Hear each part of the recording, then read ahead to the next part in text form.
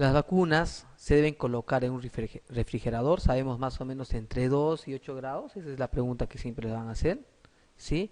No se deben de colocar vacunas en la puerta de los refrigeradores, pues por la inestabilidad térmica a este nivel.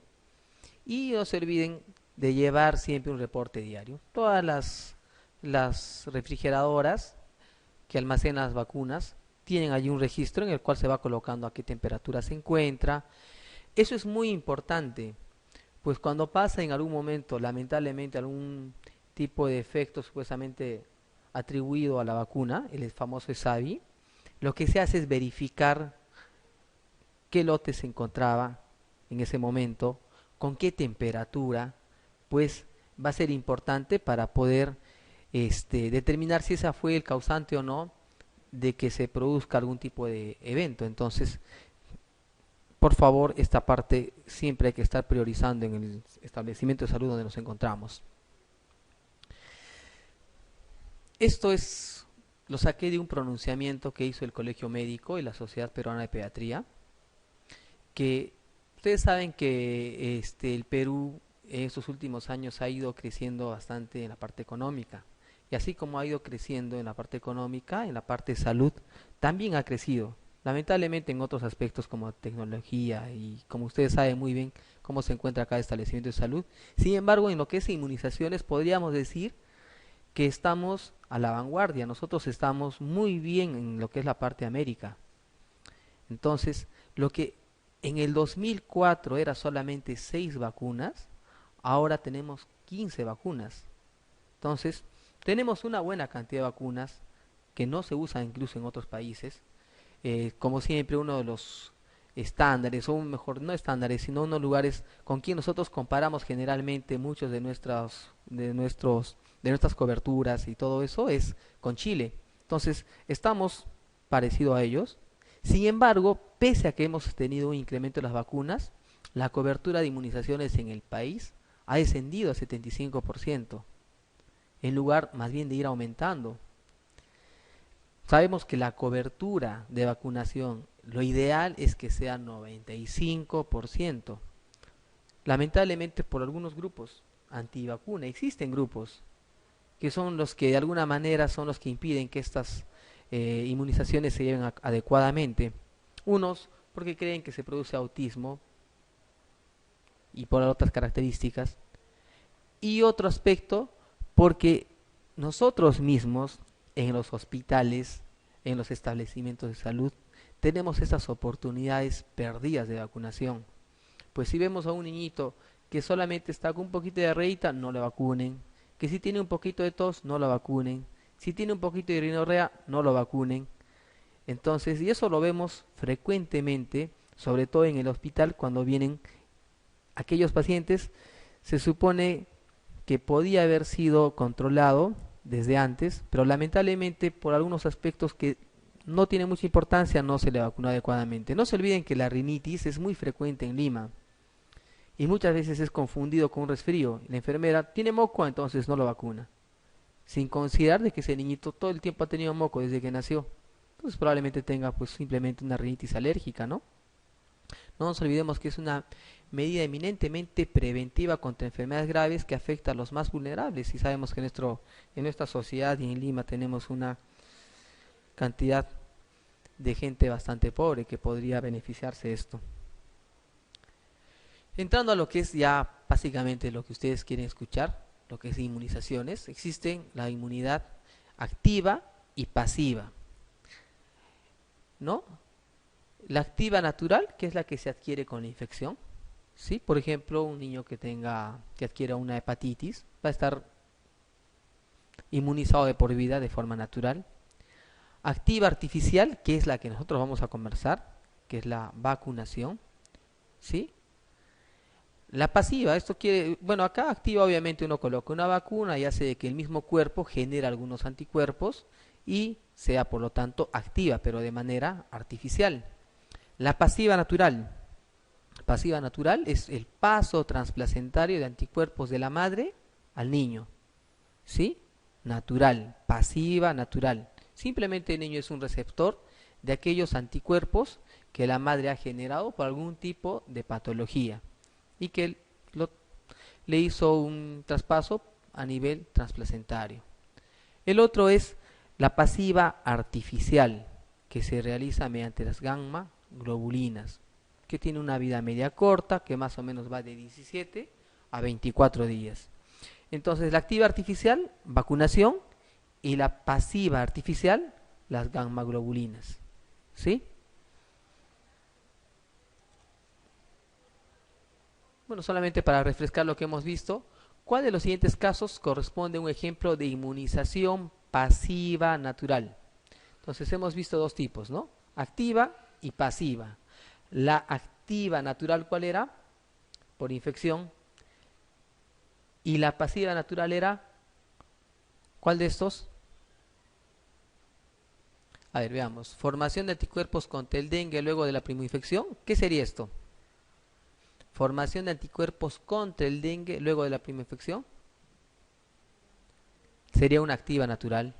Formación de anticuerpos contra el virus de la hepatitis B luego de la administración de la vacuna. Esa sería una activa artificial. Administración de inmunoglobulina específica antitetánica a un paciente con tétanos. Pasiva artificial.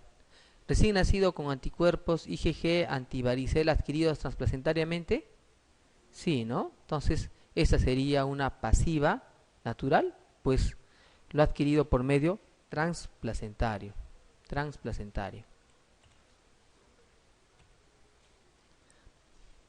Acá, el antígeno sabemos que es toda sustancia capaz de interaccionar con el receptor, en este caso las células T o B. Para lograr esta meta, las vacunas actuales utilizan varios tipos, puede ser desde moléculas, bacterias, virus o células.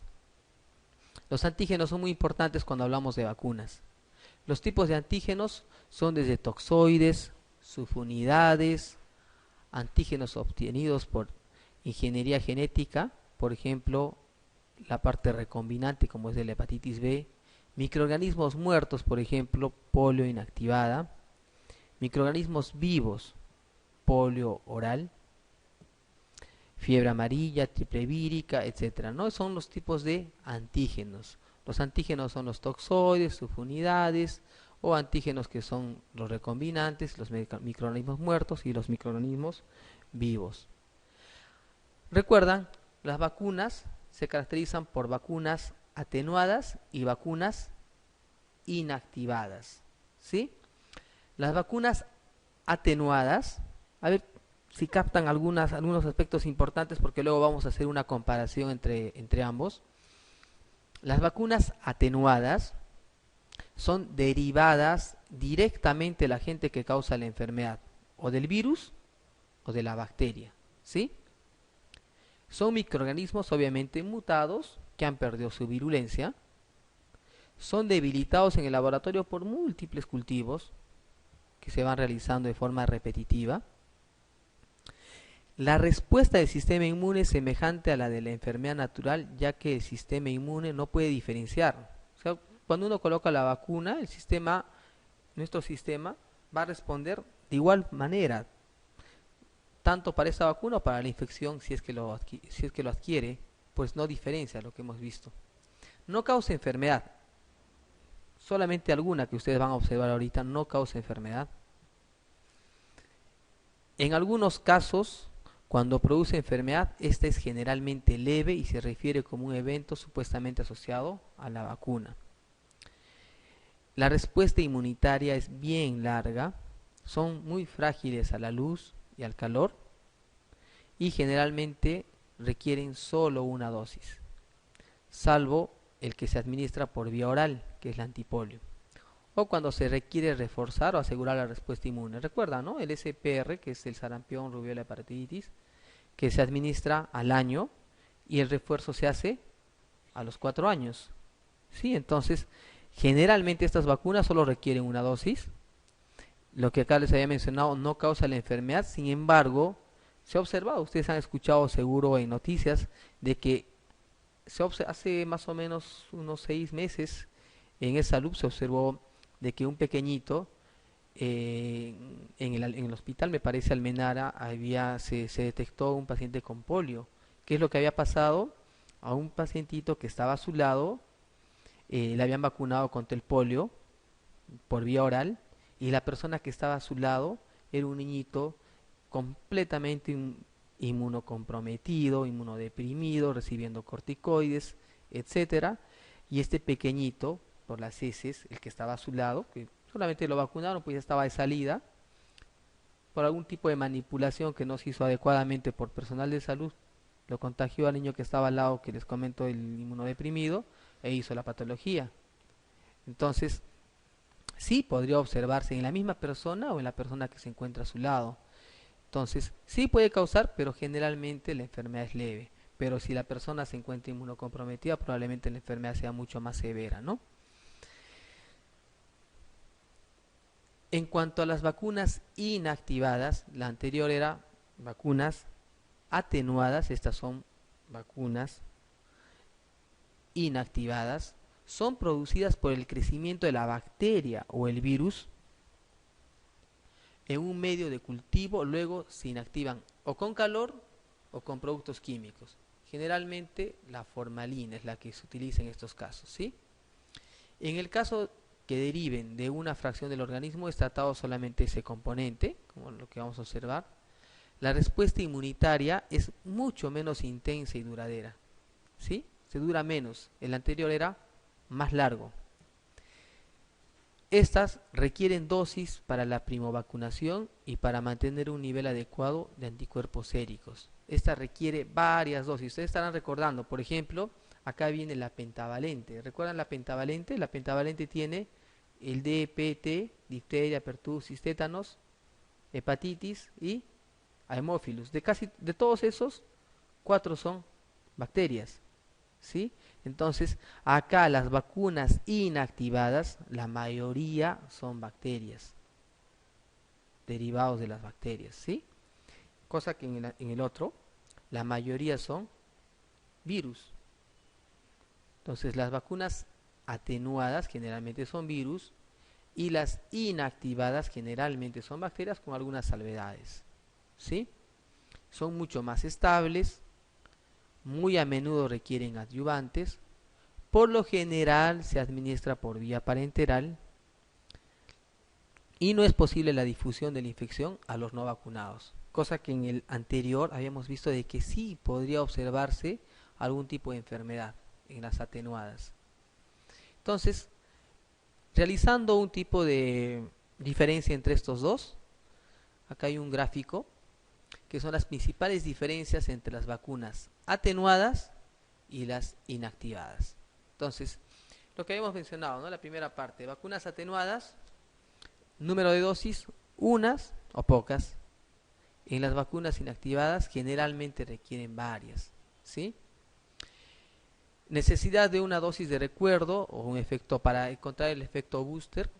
En las atenuadas es menor, en las inactivadas es mayor. Reactogenicidad quiere decir que cómo reacciona el cuerpo frente a esta vacuna. En las atenuadas es mayor, en las inactivadas es menos. La capacidad de replicación del organismo sí se podría dar acá, en las inactivadas no. Riesgo de enfermedad sí, nuevamente como les dije, en las atenuadas no se olviden del polio. Las inactivadas no. El riesgo de transmisión obviamente acá sí, nuevamente recuerden por favor ese caso que les había mencionado, acá no. Respuesta tanto inmunidad humoral como celular, en las atenuadas sí, en las inactivadas solo la parte humoral y en la parte celular es muy escasa.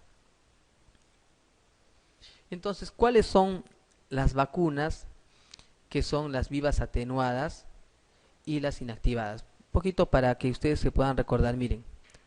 Acá están las las atenuadas, sí. La mayoría son virus. Solo tenemos una bacteria que es la vacuna contra la tuberculosis, que es el BCG, ¿sí?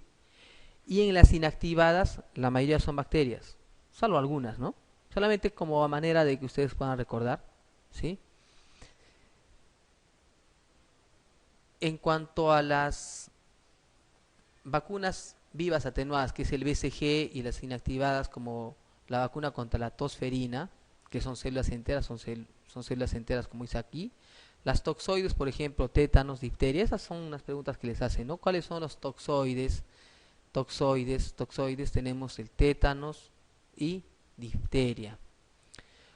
Por ejemplo, algunas que contienen polisacáridos capsulares son las vacunas contra las infecciones del neumococo, antineumocócica 23. Existen varias, 13 valente, heptavalente, etcétera, ¿ya? Pero cada una es distinta. Miren, acá va la 23 valente. La 23 valente es la polisacárido capsular, ¿sí? Nada más polisacárido capsular. Pero la heptavalente es la polisacárido capsular conjugada. Ustedes saben que muchas veces hacen preguntas justamente para confundirnos, ¿no? La polisacárido capsular es la 23 valente y la polisacárido capsular conjugada es la 7 valente, ¿sí? Otras es contra el Haemophilus, que es el que nosotros usamos. En cuanto a las virales, la mayoría son vivas atenuadas, que por ejemplo sarampión, rubiola, poliomielitis, la oral, la parotiditis y rotavirus. En cuanto a las inactivadas, tenemos aquí contra la influenza, contra la poliomielitis, pero ese es el SALC, ¿sí? El SALC es el que se administra por vía parenteral. Y algunas subunidades, vacunas contra la influenza, que son virus fraccionado, vacunas contra la hepatitis B. Entonces, de acá chicos, no se olviden que tenemos este tipo de vacunas, las polisacáridos capsulares es del neumococo, también el neumococo es polisacárido capsular, pero la conjugada es la 7 valente, y también el Haemophilus, ¿sí? Otra pregunta importante es el polio. Polio está en los dos lados. El que nosotros usamos en el Ministerio de Salud y en E-Salud es el Sabin, ¿sí? Que es el que se utiliza por vía oral, que es la viva atenuada. Y el de la poliomielitis es el SAL, el que se utiliza por vía parenteral, es de la inactivada. ¿Ok? Las recombinantes tenemos la vacuna contra la hepatitis B y la vacuna contra el Haemophilus influenza tipo B. Entonces, el Haemophilus tiene los dos tipos, pero la vacuna contra la hepatitis B es recombinante, ¿sí? Polisacárido capsular, polisacárido conjugado y recombinante. El recombinante es la hepatitis B. Continuando con la parte de las preguntas, las siguientes vacunas requieren múltiples dosis para conseguir inmunidad protectora, excepto, miren, acá dice, las siguientes vacunas requieren múltiples dosis para conseguir inmunidad.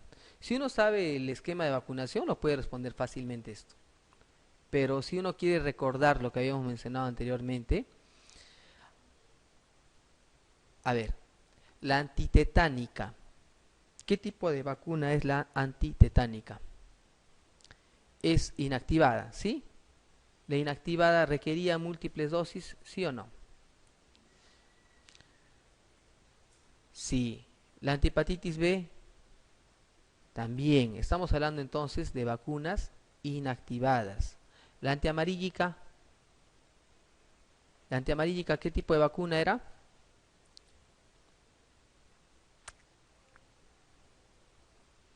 ¿Recuerdan? Generalmente eso está dentro de las virales, las atenuadas. La antidiftérica y antipolio. La antipolio ya hemos visto que la que se administra por vía oral se administra en varias oportunidades. Entonces acá la respuesta va a ser la C, ¿no? ¿Qué contiene una vacuna conjugada?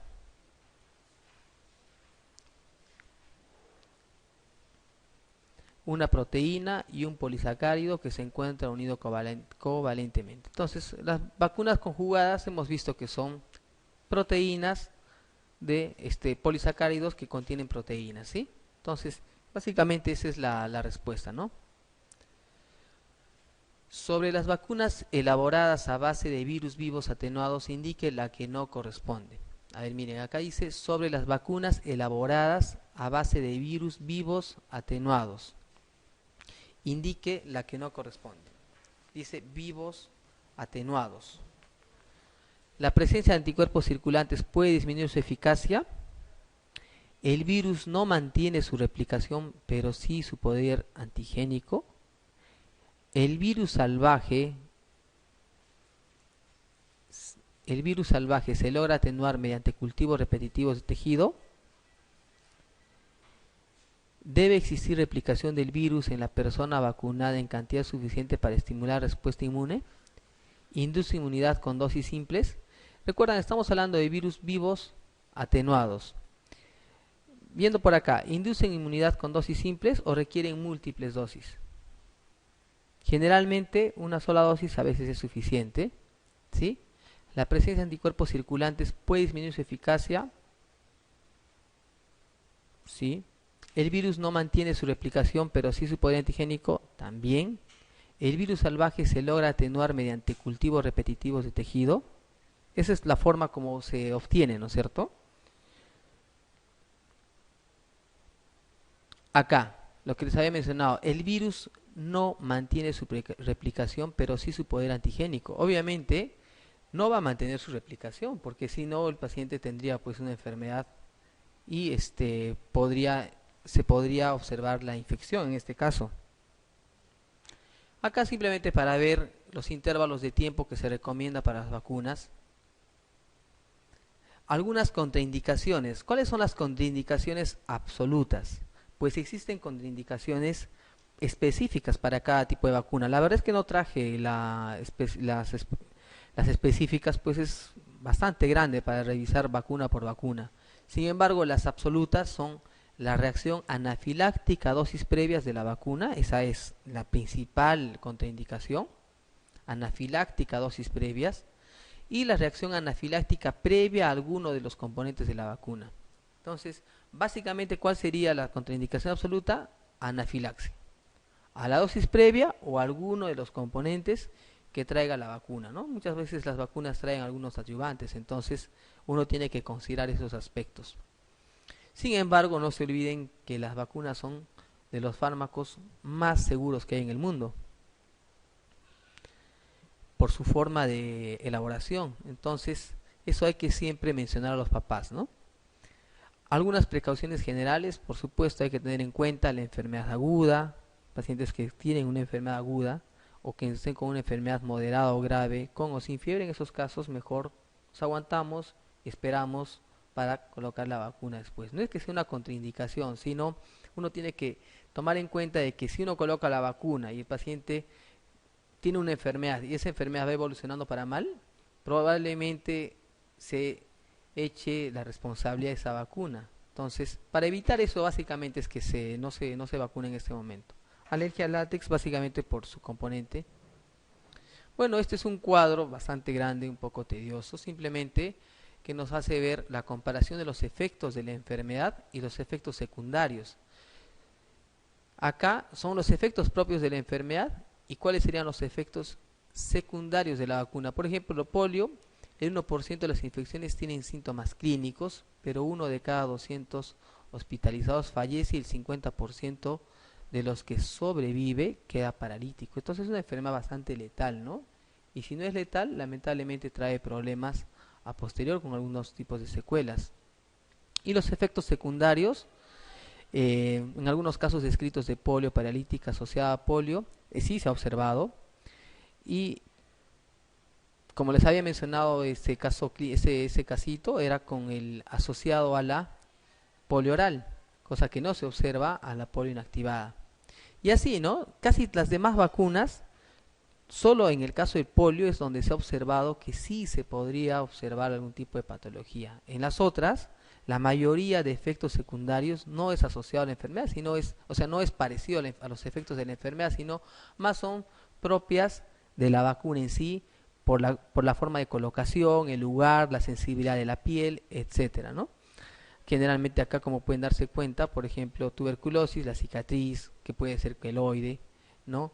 por ejemplo, hemófilis influenza, que puede dar dolor, inflamación, en algunos casos fiebre, ¿no? Entonces, casi todos están relacionados a esto. Entonces, yo les había mencionado esto para no olvidarnos del polio, que sí podría producir algún tipo de patología, generalmente mucho más leve. Si un paciente tiene antecedentes de convulsiones y alteraciones del sistema nervioso central, ¿son contraindicaciones para aplicar la vacuna de? Miren, sarampión, si tiene antecedentes no tiene ningún problema. Polio, DPT, DT o varicela. Acá por descarte sarampión no es, varicela tampoco, polio tampoco. Acá nos coloca algo, ¿no? DPT, por algo debe colocar esto. O es solamente DT o es DPT. DPT es difteria, pertussis, tétanos. Lo que se ha observado es en el tipo celular, porque existe DPT acelular. En el acelular no se ha observado ningún tipo de alteración. Conste, eso es importante que tomen en cuenta. Acá, bueno, faltaba colocar las siglas, el celular, acá es celular y acá y en otros casos es el acelular. Aquí para solamente recordar que el celular, por su componente pertussis,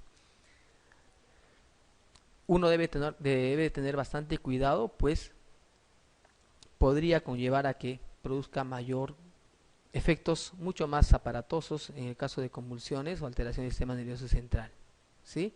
Entonces es el DPT por su componente de pertussis y el DPT de tipo celular. Bueno, acá esto es una lista bien amplia, simplemente para que no se olviden que no son contraindicaciones para la vacunación. Existen muchas situaciones en las que el desconocimiento o la interpretación incorrecta llevan a recomendar no vacunar. Es por esto que vamos a recordar estas falsas contraindicaciones. Por ejemplo, reacciones leves a dosis previas de DPT como dolor, enrojecimiento, inflamación.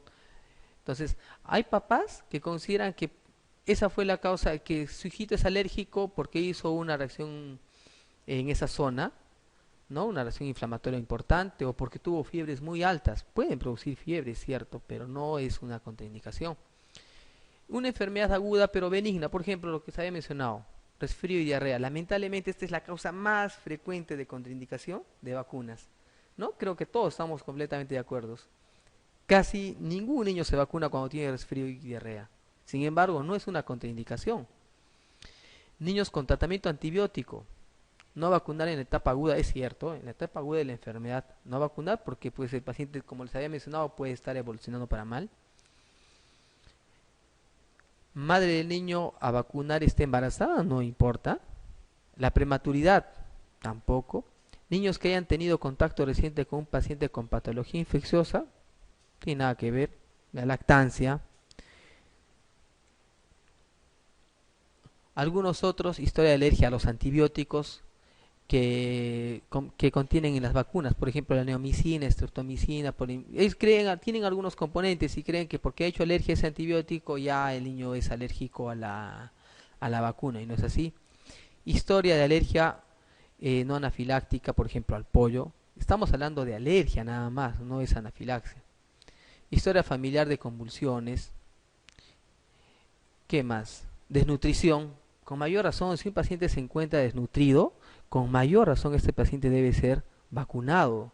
Estas son las oportunidades que a veces se pierden cuando un pacientito tiene, por ejemplo, yo les cuento lo que se hace en el hospital. Tenemos un niñito desnutrido. Lo primero que se hace es sacarle, obviamente, si se encuentra con desnutrición severa, sacarlo de desnutrición e inmediatamente entrar en el calendario de sus vacunas y estar colocando las vacunas que le corresponden, ¿no?